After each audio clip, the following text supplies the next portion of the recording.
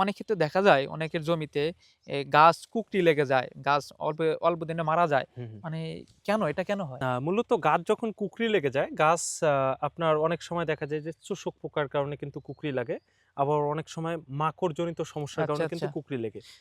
আমরা যখন স্প্রে করি সেটা হুম। হচ্ছে ছত্রাকনাশক স্প্রে করি। ছত্রাকনাশকের সঙ্গে ওই মাকড়নাশকটা আমরা দিয়ে দেই।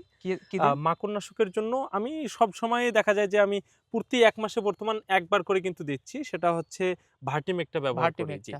কি হারে দেন? পরিমাণ আ কতটুকু? প্রতি লিটারে ১ মিলি করে দেই। প্রতি আচ্ছা, লিটার আচ্ছা। পানিতে হচ্ছে ১ মিলি করে দেই ভার্টিমেক। আ এছাড়াও দেখা যায় যে ওই যে চোষক পোকার কারণে যে, হুম। যে অনেক সময় কুকরি লেগে যায়, গাছ থোবরায় লেগে যায় আচ্ছা, একদম। আচ্ছা। আর গাছের আগালের কখনো বাড়তি হয় না। অনেক সময় চোষক পোকা পাতের নিচে থেকে আচ্ছা, আচ্ছা। পাতা যখন চুষে খায় তখন ডগাটা যে বড় হবে এটা কিন্তু হওয়ার সুযোগ পায় না। ওখানেই বসে যায়। আমরা কিন্তু এজন্য বর্তমান ২০ দিন পর, পর হচ্ছে উলালা ব্যবহার করতেছি। উলালা হ্যাঁ। জি, ইউপিএল কোম্পানির উলালা ব্যবহার করি। আ উলালা ব্যবহার করলে আর কখনো চোষক পোকার মানে আক্রমণ বা সাদামাছির আক্রমণ লক্ষ্য করা যায় না। কিন্তু আক্রমণের আগ থেকে এটাকে আপনাকে সাবধানতা অবলম্বন আচ্ছা, করা আচ্ছা। উচিত।